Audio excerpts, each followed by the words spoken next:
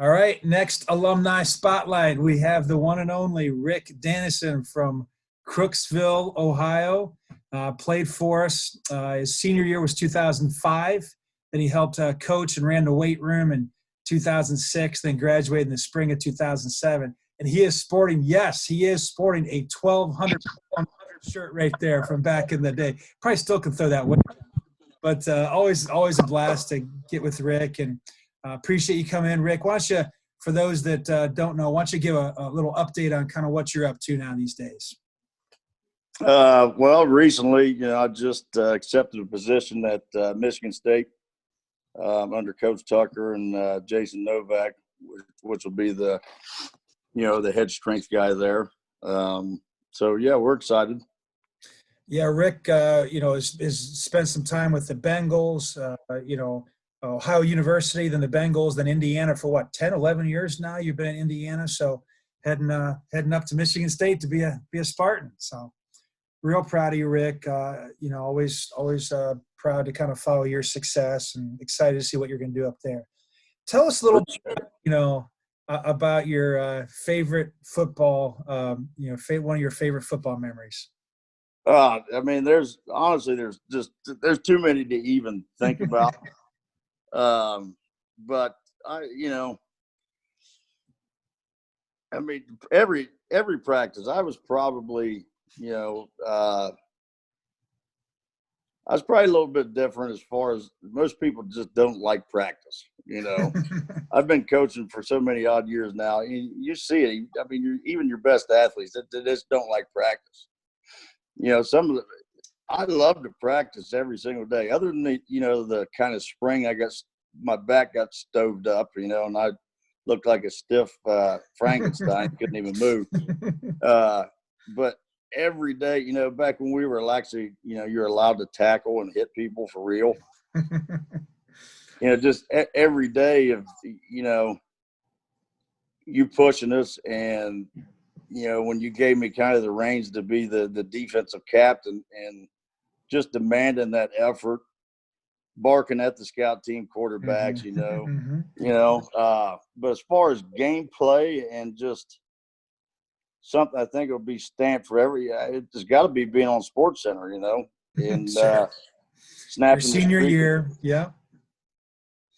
And I think about that game. I think about, you were on fire that day. You were absolutely on fire. Just you always play with a lot of passion, but I think it was really feeding a lot of the guys that day, and just a great memory of you just in your entire career, just playing, practicing, bringing that heat all the time. But I do think one of my other off the field memories, Rick, as a linebacker who liked the weight room, you tend to not wear sleeves a lot. You had your, you had a little muscle beater, muscle shirt there. You had your cutoffs, and one day you were never late to a meeting, but one day you walked in the linebacker meeting, you're late, and I'm like, and sure enough, you're like, class, and I'm like, where's the proof? And right away you said, I got sleeves on, don't I? Which that was a great, why else would Rick Danison be wearing sleeves? It wasn't coming from some presentation or something like that. So that was I remember that. I had it was favorite class or favorite professor. Is there anything that stands out there? Oh, tons. I'd have to say one that really had a big impact on me was the guy over in I think it's Duke's building. Mm-hmm. Education, Dr. John Berg. Yeah. So he was just an old head, and he was such a great dude. And him and I just, I don't know if we came from similar walks of life, right, but we really hit it off. But just all the, the cognitive philosophy and psychology. Sure. He's a personal guy, yeah, very personal.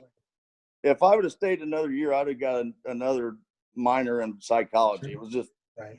So, but then his idea of teaching pedagogy, and I still use it in coaching, mm-hmm. and it was a circle, and it said, I see it, I hear it, and I do it. Yeah. Yep. So it covers all spectrums of intelligences, the way people learn. And so that stuck with me. Yep. Now, other than that, the Kinghorn, Kurt Wilson was awesome.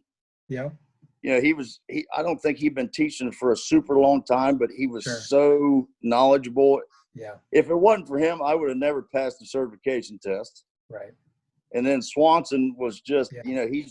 He's on a mountain as far as intelligence. Those guys are both still here doing a great job. I think John is recently retired, but yeah, it's a great group of guys. So when you tell stories and you talk about, Appalachia, that one thing I can't help but think about is of course the wedding with you and Michelle. And it was, I wish we had more time for that story, but maybe that's another time. But, the highlights would be electric guitar, would be, the koozies. Out. Yeah. It was just it was the pig roast outside the venue. So it was a great time. And that was the thing that's pretty cool about that was to see, this might be something good to kind of wrap up with a little bit is your class, very close group. The guys were seniors in 2005, and like that, that wedding, there was a great turnout of guys in your class, and just over the time, I know there's just the communication has stayed up with that group. But why don't you just finish up talking a little bit about after graduation, staying in touch with teammates or coaches or just people in the program, because you've always done a great job of kind of staying connected. Yeah, I mean, first and foremost, I don't think anybody from my specific class was not present. Right. I mean, we Sure. were that kind of tight knit. And then you had some other guys like Terry Summers was in my wedding. Right. And he was a couple years younger than me, but everybody in my wedding party that was a man on the groom's side was a teammate of mine, except for my brother. Mm-hmm. So that kind of speaks to how cohesive and just how much love we had for each other, because we grinded, man. And at the end of the day, we kind of had some things stolen from us, because there's no doubt we should have done the playoffs, but it was taken away from things that were out of our control from several years before. So I mean, once I got into coaching and was full head of steam into being a strength and conditioning coach, and everywhere I went, it meant living at work. I kept in contact with all my buddies. All my greatest friends are my college teammates. I mean, I'd do anything for any one of them, and vice versa. I don't even have you don't even have to discuss it. But especially when I came to Indiana and then worked my way up and was fanatical and was, went from the very low level assistant to the director. About that time's when I started having kids. So I had done a good job. I'd done a good job up until that point, but once I had kids and I'm the director and a high demand job, I have, at my own fault, have been terrible about it. But all my communication with all my best friends and all my buddies from college is through my wife and through Facebook. So it results, with all my best friends from college calling me Ricky all of a sudden, because that's what my wife and because your wife does, that's what my wife and all the women back home call me. Well, you have the ability, though, that even when you're not doing it as frequent as you'd like to, because we all get busy, you just have that way about you, Rick, that even if it's not as frequent as you'd like or I would like, that when we do get together, it's memorable.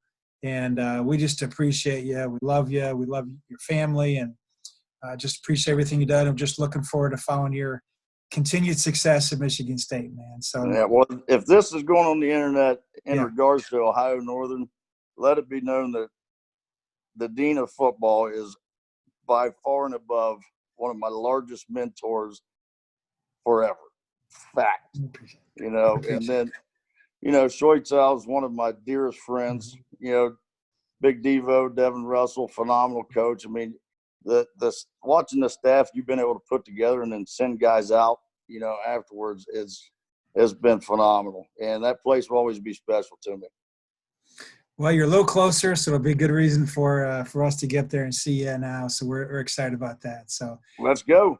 We appreciate it, buddy. I'm going to stop that.